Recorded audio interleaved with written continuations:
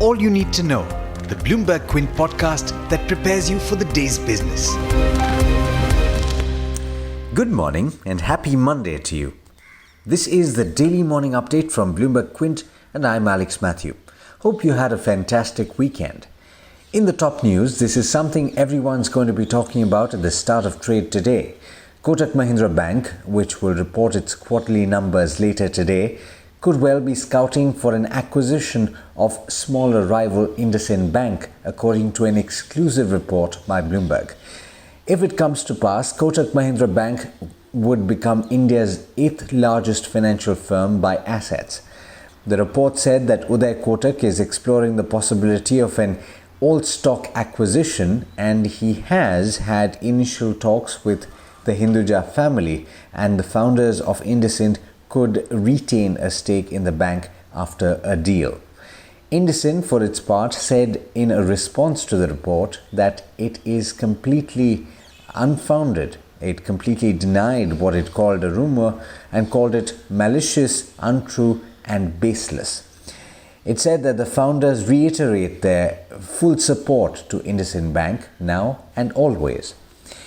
On the COVID front, according to official data, 90% of people who have contracted COVID-19 have so far recovered in India. Yesterday, the Health Ministry reported that just over 50,000 fresh cases were added in the 24 hours to 8 a.m. That's still a high number, but it's a good sign because we haven't seen the spike in infections that other countries are currently witnessing. Incidentally, RBI Governor Shaktikanta Das said on Twitter yesterday that he had tested positive for the virus. He said he was asymptomatic and feeling fine, and that he would continue to work in isolation. Let's move on. The government will seek Parliament's approval for a 37,000 crore additional spending on infrastructure development in the second batch of supplementary demands for grant. Earlier this month, Finance Minister Nirmala Sitharaman had announced additional budget of 25,000 crore rupees as capital expenditure on roads, defence, water supply, urban development and domestically produced capital equipment. This is a PTI report that quoted unnamed sources. If you're thinking about where the money is going to come from, chances you're also thinking about divestment. And speaking about disinvestment, the initial public offering of Life Insurance Corporation of India may spill over into the next financial year, as the government is likely to first seek an independent actuarial valuation of the insurer. PTI has quoted DIPAM Secretary Tuhin Kanta Pandey as saying that the pre-IPO process for LIC's offering is split into 4 stages, and while the government is trying to complete this by the end of the fiscal, it could well take longer. In other news, India's coal imports have risen 11.6% in September on a year-on-year basis to 19.04 million tonnes. That's on account of a recovery in consumption by thermal power plants and other industries. Now, if you filed your tax return for last financial year, you should be commended. If you haven't, the government has just announced that you have more time. The deadline has now been extended to December 31st in a bid to provide relief to taxpayers. The government has also extended the deadline for filing the GST annual report for FY19. The earlier deadline was the end of November. In international news, Nancy Pelosi and White House Chief of Staff Mark Meadows accused each other of moving the goalposts on stimulus legislation in back-to-back Sunday interviews on CNN, showing why there's so much pessimism among US lawmakers that a deal can be reached before Election Day. If no coronavirus relief bill is passed before the election, Pelosi said House Democrats would keep pressing for an agreement in the interim session after the election. She said that they would not wait till January. In international markets, the 3 early risers in the Asia-Pacific region have started flat to marginally positive, and US indices futures are currently pointing to a slight downtick at the start of the week. And with that, it's over to Hormuz Fatakir for the trade setup for the day in India. Good morning, Hormuz. How are we looking at the start of the day and the week? Good morning to you, Alex, and to our listeners as well. Sunday night has been full of drama. Alex mentioned to you about the first bit, so Kotak and IndusInd Bank are definitely the stocks to watch out for. The other bit is on the deal between the Future Group, Amazon, and Reliance Retail. The Singapore International Arbitration Centre has asked the Future Group to put its transaction with Reliance Retail on hold. While Amazon has welcomed the order, Reliance Retail put out a statement late last night saying that it has entered into the transaction under proper legal advice and that the rights and obligations are fully enforceable under the Indian law. So watch this space as the developments unfold further. Let's shift focus to earnings now, starting with JSW Steel. India's most valued steel maker is confident that it has turned a corner as domestic steel demand has shown signs of rebounding from its recent lows.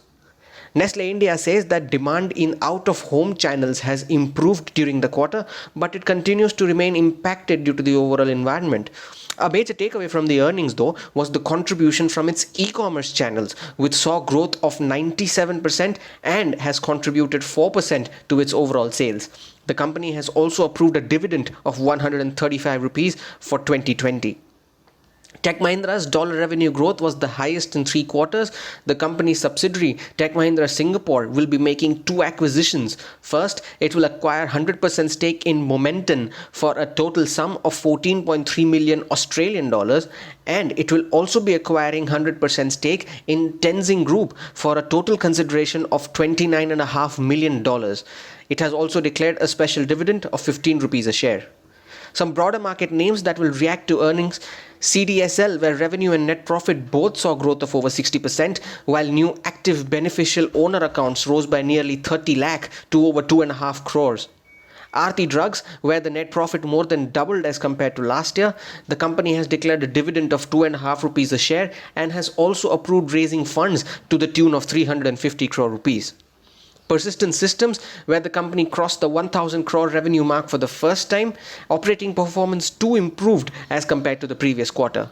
And Polycab, where the net profit was higher owing to higher other income, while revenues in the core wires and cables business declined, leading to a decline in overall top line. Kotak Mahindra Bank will also be in action for the fact that it reports its quarterly results today. The other nifty company doing so is SBI Life Insurance. GHCL, Torrent Pharma, Mahindra & Mahindra Financial, Swaraj Engines are some of the broader market names that will be reporting numbers today. Aside of earnings, Vedanta's board has approved a first interim dividend of 9.5 rupees a share. The record date for the same is set as the 31st of October. Staying with dividend announcements, Larsen & Toubro will be considering a special dividend at its board meeting on the 28th of October, which is the day it declares its quarterly results.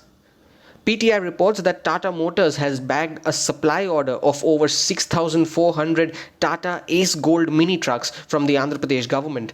A top company official also told PTI that it is actively scouting for a partner for its passenger vehicles business. Bank of Baroda's capital raising committee has approved the issuance of Basel III compliant additional Tier 1 bonds worth over 2,700 crore rupees.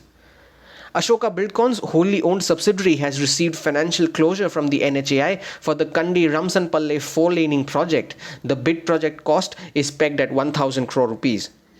I would want to mention Bharat Forge, which gained over 6.5% on Friday after UBS maintained its buy rating on the stock and raised its price target. My colleague Nishant Sharma has done a story on the revival of truck makers, which can be read on BloombergQuint.com. Early ticks on the SGX Nifty indicate that the index is trading flat around the mark of 11,950. What can also be read on BloombergQuint.com is the all you need to know copy. So do log in and keep yourselves updated ahead of the day's trade. With that, I wish you a safe day ahead, and it's back to you, Alex. Thanks, Hormus, and as always, thank you all for listening in. This is Alex Matthews signing off. Have a great day and an amazing week ahead. I hope you enjoyed listening to All You Need to Know. Did you know that you can listen to the show on the IVM Podcast app? On the IVM Podcast app, along with this, we have a number of other shows which you think you'll enjoy. Listen to Cyrus Says with Cyrus Brocha as the host. Listen to Paisa Vaisa with Anupam Gupta. The Scene and the Unseen with Amit Verma, or Shunya One hosted by Shiladitya Mukhopadhyay and myself. Check out the IVM Podcast app to get more talk content that you will enjoy.